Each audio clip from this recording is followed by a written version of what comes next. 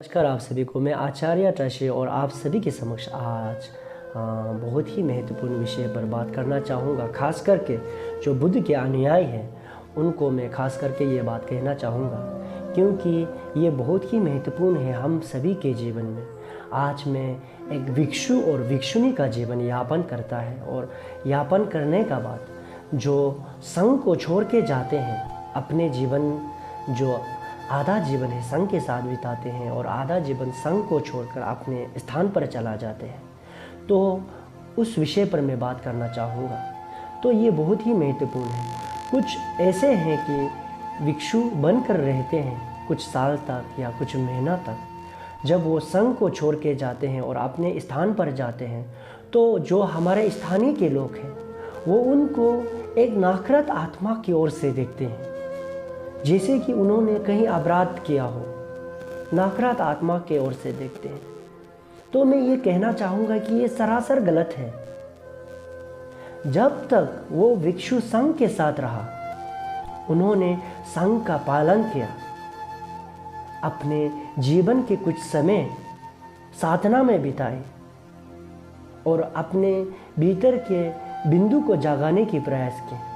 जब वो संघ को छोड़कर अपने स्थान पर गए, तो उन्होंने स्थान पर जाकर कोई अपराध नहीं किया, जो संघ को छोड़कर भी कोई अपराध नहीं किया है उन्होंने। कोई ऐसे भिक्षु भी होते हैं कि अपने इच्छा अनुसार ही वो संघ को नहीं छोड़ते, उनका भी कुछ मजबूरी होता है। कहीं भिक्षु को ऐसे होते हैं कि अपने घर में वो केवल एक ही संतान होते हैं और वो भिक्षु पे बन जाते हैं। भिक्षु बनने के बाद जब उनका माताश्री या पिताश्री कोई वहाँ पर उनको बुढ़ापा आ जाते हैं और उनको तकलीफ होते हैं कि कोई देखने वाला नहीं होता, देखभाल करने वाला नहीं होता, तो उसी समय उस भिक्षु को संघ को छोड़कर उनके देखभाल के लिए जाना पड़ता है, उनको देखभाल करते हैं। तो वो ये अपराध नहीं है, मैं आप सभी से कहना चाहूँगा। और साथ ही साथ इस 21वीं सदी में एक भिक्षु का जीवन 2 साल या 4 साल या 5 साल आप बिताते हो, ये भी बड़ी बात है, क्योंकि इस 21वीं सदी में हर कोई धन दौलत के पीछे भागते हैं, एक क्षण भी नहीं रहते हैं, पूरे धन दौलत के पीछे भागते हैं। ऐसे एक अकेला मनुष्य है, व्यक्ति है, जो एक भिक्षु एक भिक्षुनी धन दौलत को त्यागते हैं और अपने जीवन को साधना की ओर व्यर्थ करते हैं, साधना की ओर बिताते हैं। तो ये बहुत ही महत्वपूर्ण है। अगर उदाहरण के तौर पर कहा जाए, कहीं पे आप इंजीनियरिंग करते हो, 100 आदमी इंजीनियरिंग करते हो, तो क्या आपको उसमें से 20% भी 100% में से 20% भी इंजीनियरिंग बन पाते हैं? नहीं। तो क्या आप उससे भी अपने स्थान पर, क्या उससे भी आप एक नफरत आत्मा की ओर क्यों नहीं देखते? तो उसी तरह एक भिक्षु भी वैसे ही है, जो 100 भिक्षु में से आपको मात्र 20% ही आपको ऐसे भिक्षु मिलेंगे कि जो संघ को छोड़ते हैं। वो भी इसलिए छोड़ते हैं कि उनका भी कोई मजबूरी होता है, तब छोड़ते हैं। तो आप सभी से यही कहना चाहूँगा कि नफरत आत्मा की ओर ना देखें, क्योंकि वो भिक्षु एक संघ को छोड़कर अपने स्थान पर जाकर भी एक पुण्य का काम ही करते हैं, क्योंकि उनको पता है कि पुण्य का काम कैसे करते हैं। पुण्य का काम करने का तरीका जब तक वो संघ में रहा उन्होंने सीखा है, उसको वो प्रयोग करते हैं अपने स्थान पर जाकर। आप देख सकते हैं नेपाल, भूटान या कहीं अन्य स्थान पर जो भिक्षु संघ को छोड़ के जाते हैं, उन्होंने वहाँ पर जाकर भी ग्रुप बनाते हैं, वहाँ पर भी वो एक संघ बनाते हैं और एक सोसाइटी बनाकर जो जिनको मदद की ज़रूरत होते हैं वो मदद करते हैं, सबको मदद करते हैं। कितने से संघ बनाए हैं, कितने सोसाइटी बनाकर रखा हुआ है जो संघ को छोड़कर जाते हैं, वो भी वही कार्य करता है जो संघ में रहकर करता है। तो नफरत आत्मा से देखना बहुत ही गलत है, मैं आप सभी से कहना चाहूँगा, क्योंकि उन्होंने कोई अपराध नहीं किया है संघ को छोड़कर।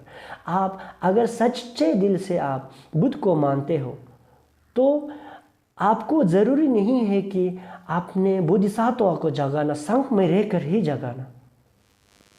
संघ में नहीं रहकर भी आप अगर जगाना चाहते हो तो आप जगा पाओगे। तो मैं आप सभी से यही कहना चाहूँगा कि नकारात्मक आत्मा की ओर से ना देखें।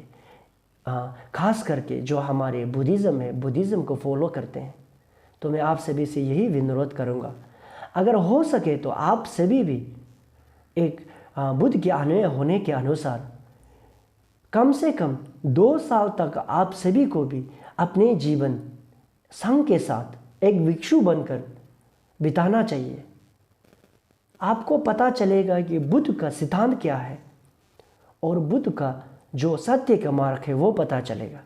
अगर 2 साल तक आप नहीं बैठ पाए संघ के साथ तो आप संघ को छोड़ दीजिए, कोई बात नहीं, लेकिन आपको पता चल जाएगा कि बुद्ध का जो मूल्य क्या है, सिद्धांत क्या है, वो पता चल जाएगा। अगर आपको उदाहरण के तौर पर कहा जाए तो आप थाईलैंड पर देख सकते हो, वहाँ के जितने भी आदमी है, जितने भी वहाँ पर स्थानीय है जो स्थान पर रहते हैं, उनका एक रिवाज है कि कम से कम आप 2 साल तक आपको संघ के साथ बिताना है, उनका एक नियम है। और 2 साल के बाद अगर आपको संघ में ही रहना है तो आप रह सकते हैं, अगर आप संघ छोड़कर जाना है तो आप जा सकते हैं। इसका मूल्य कारण क्या है आप देखिए। इसका मूल्य कारण ये है कि आप 2 साल तक संघ में रहोगे और उसके बाद आप अपने स्थान पर लौट जाओगे तो आपके पास इतना अनुभव आ जाएगा कि बुद्ध के जो सिद्धांत क्या है, जो मूल्य कारण क्या है, जो बुद्ध के अनुयायी बने हैं आप वो जान जाओगे, आप पहचान पाओगे।